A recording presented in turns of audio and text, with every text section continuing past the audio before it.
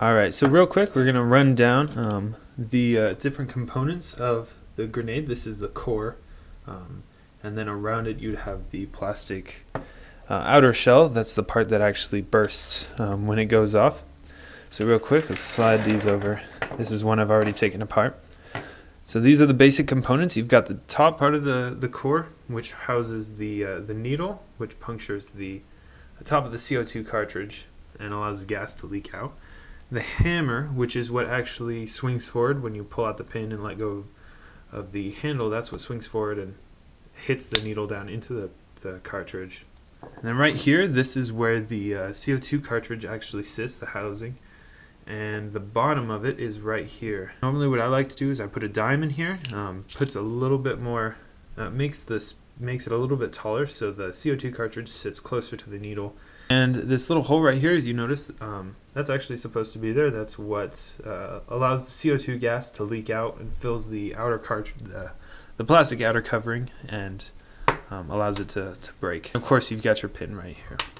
Real quick, let's run through how to arm one of these guys, because it can be a little tricky. There's actually a good amount of force on this hammer right here. It does like to swing forward. So normally what I do is I pull it back, and then I put my finger through this hole right here so that I'm able to hold it like that. Hold it in place.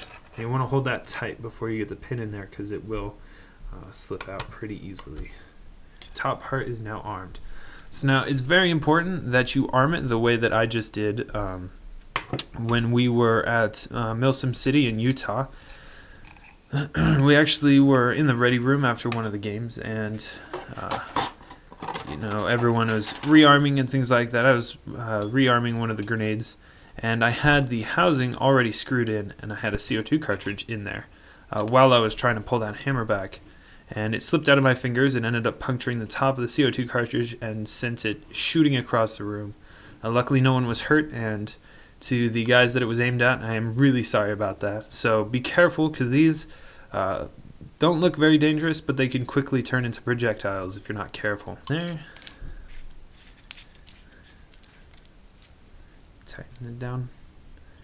Make sure that's all the way down there. Alright. Alright, now that and that is now armed. Unfortunately right now I don't have any plastic coverings to show you where those go, but maybe you can see it right along this lip right here. They're threads, and that's where you screw the outer covering into. And when you tighten those down, you want to make sure you put a lot of force on them. You want to get them really tight, otherwise the gas will just leak out the top and the grenade will fizz and it won't actually go off. In MilSim City, the main use I'd say that we had for them was more of a scare tactic than actually getting kills.